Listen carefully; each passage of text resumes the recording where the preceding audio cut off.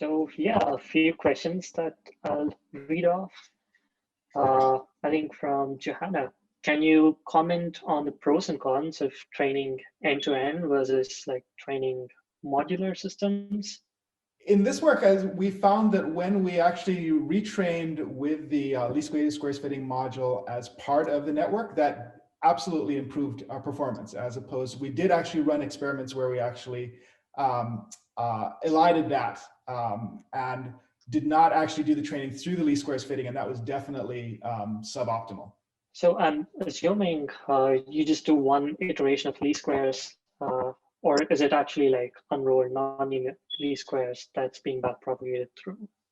So in the initial variant of it, I mean, because it's essentially a least squares fitting problem, essentially we're solving the problem in closed form and simply propagating through that closed form expression all the way back through the network, and that does quite well. In the robustified versions, where we actually do a couple of iterations on it, we're talking on the order of 2 or 3 iterations, and then it's done a little bit more iteratively. Yeah, we have another question on how does the Bayesian extension affect performance in downstream tasks?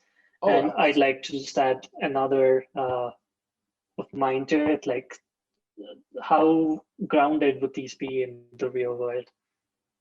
Oh, excellent question. Talking about calibration.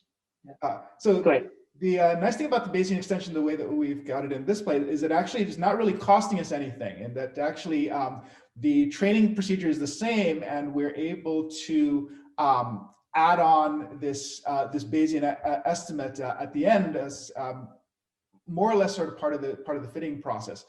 So that's actually very important to us because we're actually looking down the road towards robotic applications where sort of speed is incredibly important to us. And to answer your question about calibration, again, because we're interested in applying these to real world tasks, that was actually one of our main concerns, is actually when we were very careful in doing our evaluation to actually have calibrated uncertainties. So we're actually speaking about uncertainties in the form of ultimately depth values, though of course our fitting is done in this logit space, which is one space removed. That's great.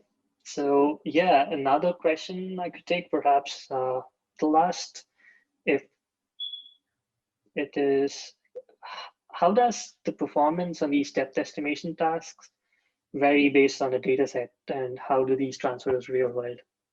Oh, again, excellent question. So we evaluated in this paper across 4 data sets, and I think our performance were pretty consistent across it. I will say that I think there is a distinction to be made between terrestrial data sets, so the kinds of things that would be encountered by a self-driving vehicle, a ground robot. There's effectively a kind of implicit prior induced by the structure of the world and gravity that doesn't show up, for instance, if you're looking at a data set gathered for a